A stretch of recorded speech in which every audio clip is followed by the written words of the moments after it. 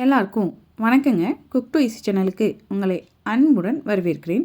இன்றைக்கி நம்ம சுண்டைக்காயை வச்சு ஒரு துவையல் ரெசிபி பார்க்க போகிறோம். ரொம்ப சுலபமாக செஞ்சிடலாம். அதே சமயத்தில் நிறைய சத்துக்கள் நிறைந்திருக்கு. வாங்க இந்த சுண்டைக்காய் எப்படி துவையல் பண்ணலான்னு பார்க்கலாம். அரை கப் அளவுக்கு சுண்டைக்காய் எடுத்து வச்சுருக்கேங்க.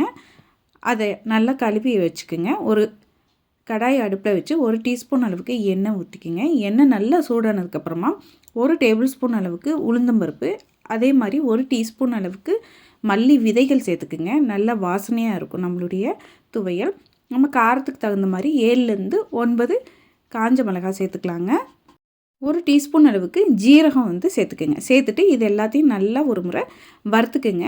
நல்லா பருப்பு நமக்கு நிறம் மாதிரி வறுபட்டு வரணும்.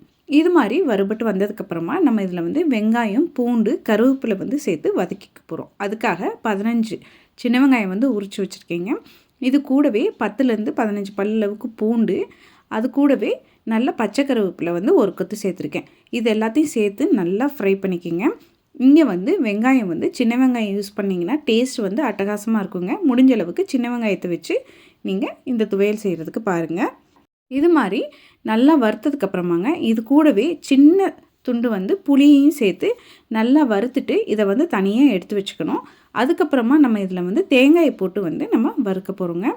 நான் இங்கே 1/4 கப் அளவுக்கு தேங்காய் எடுத்திருக்கேன். நம்ம 3 டேபிள் ஸ்பூன் நீங்கள் துருவி எடுத்துருக்கீங்க அப்படின்னு சொன்னீங்கன்னா 3 டேபிள் ஸ்பூன் எடுத்துக்கிட்டிங்கன்னா சரியாக இருக்கும். இதையும் நல்லா வறுத்து தனியாக எடுத்து வச்சுருங்க.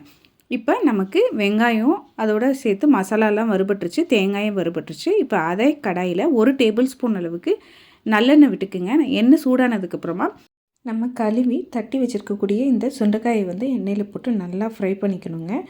ஃப்ரை பண்ணும்போது பார்த்து கவனமாக பண்ணிக்கோங்க. சுண்டைக்காயில் விதை அதிகமாக இருக்கும். இந்த விதை எண்ணெயில் நம்ம ஃப்ரை பண்ணும்போது அது வெடிக்கும். அதனால் பார்த்து பத்திரமா இது மாதிரி நிறம் மாற ஃப்ரை பண்ணி எடுத்துக்கோங்க.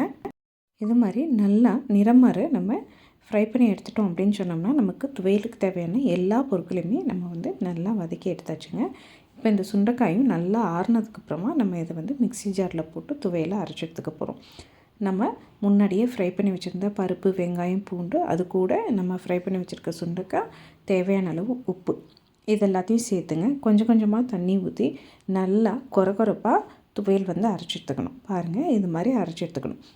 இது மாதிரி அரைச்சி எடுத்துக்கிட்ட இந்த துவையலுக்கு சின்னதாக ஒரு தாளிப்பு நீங்கள் செஞ்சு அந்த சட்னியில் கொட்டி எடுத்துக்கிட்டிங்கன்னா அருமையான சுண்டைக்காய் துவையல் ரெடிங்க. இந்த சுண்டைக்காய் துவையல் சாப்பிடும்பொழுது பச்சை வெங்காயத்தை கடிச்சிக்கிட்டு சாப்பிட்டிங்கன்னா இன்னுமே சுவை அட்டகாசமாக இருக்கும். ரொம்ப ஆரோக்கியமானது. நீங்களும் இதே அளவுகளோட ஒரு முறை இந்த சுண்டைக்காய் துவையல் ரெசிபியை செஞ்சு பாருங்கள், சுவைத்து பாருங்கள். கண்டிப்பாக நீங்கள் திரும்ப செஞ்சு சாப்பிடுவீங்க. உங்களுக்கு இந்த சுண்டைக்காய் துவையல் ரெசிபி பிடித்திருந்தால் குக் டு ஈஸி சேனலை லைக் பண்ணுங்கள், ஷேர் பண்ணுங்கள், கமெண்ட் பண்ணுங்கள். மறக்காமல் நம்ம குக் டு ஈஸி சேனலை சப்ஸ்கிரைப் பண்ணிக்கோங்க. எல்லாருக்கும் வணக்கங்க.